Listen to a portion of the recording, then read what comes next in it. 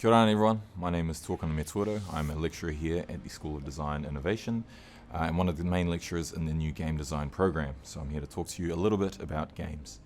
Where to start with games? Well, in the last 20 years, video games have gone from sort of an enthusiast hobby into a billion-dollar industry that has surpassed even the film industry most recently. But where to start with what is admittedly a bit of a broad field, I thought we'd do a bit of a history lecture. So, if we scale way back to the early 60s, we have the first video game, which was called Space War, made in MIT with a computer probably the size of my office. From there, we head into the early rounds of arcades, and Atari hit strong with Pong. After Pong, you have a million Pong clones. The original arcade machine doesn't look anything like we probably know one today. It looked like something out of a space odyssey.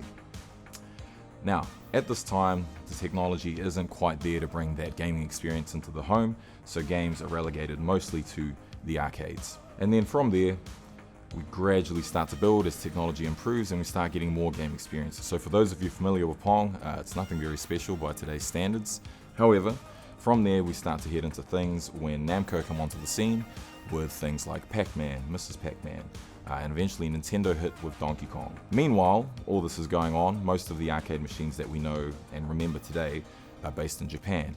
Over in the United States, in Southern California, they start working on the Atari 2600, which was probably one of the most successful first home consoles.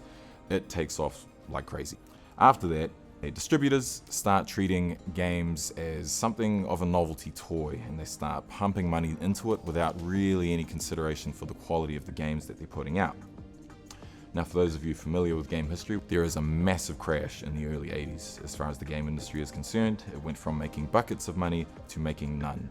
Consumers were returning their games tenfold, and a lot of this is attributed to the game E.T. Everyone remembers E.T. the film, E.T. Phone Home.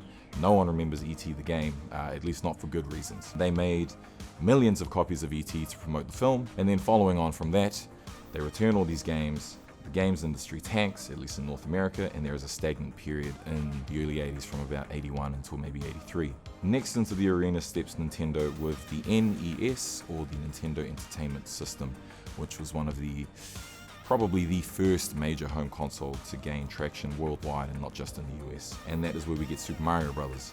Immediately following that, games blow up again. The home console becomes the place and the arcades begin a slow and gradual decline as the home experience begins to match and eventually outpace the arcade experience. Following in the steps of Nintendo, you have Sega. Sega released the Master System, and then following that, the Genesis. Nintendo released the Nintendo Entertainment System, and then the very well-named Super Nintendo Entertainment System. While this is all happening, PCs have gotten a lot smaller in the last 20 years. PCs are now in the home, and what you have are these enthusiasts working on PCs and starting to program their own games. From there, these developers would eventually take over the mantle in the 90s, and we go from 2D to 3D. We go from 2D sprites to real-time 3D models. And we start to hit the era that I grew up with, and that many of my peers grew up with, and that some of you may have even grown up with. We hit the PlayStation, we hit the Nintendo 64, we hit the Saturn. Now, while the arcades are dying a slow death, to put it nicely, home consoles start to explode, and video games become something of the cutting edge for real-time technology.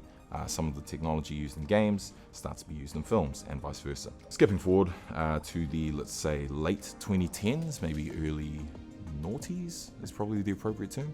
PCs become more widespread. They've become more affordable. Suddenly they're in everyone's homes. Now that they're in everyone's homes, everyone has access to the tools that were used for game development. So you start to see the emergence of independent games. Games produced without major studio distribution or studio backing or funding. And you start to see things like, probably one of the most well-known examples is Fez, or maybe Super Meat Boy, games produced by teams of 2 to 3, as opposed to 20 to 30, or even 100 to 200. And we reach today. I'm aware that's a very condensed games history, but where are we now? Games are still very much at the cutting edge. You have VR, you have AR, you have home consoles, you have PC. You're starting to explore different uses of video game technology in different fields. For example, the use of the Unreal Engine in film, and you're starting to see people who probably had very little interest in games using games as a medium to tell the stories that they want to tell. So hopefully you found something interesting in that very condensed history of video games. If you have any further questions, feel free to contact us here at the Herenga Waka School of Design Innovation. We look forward to hearing from you.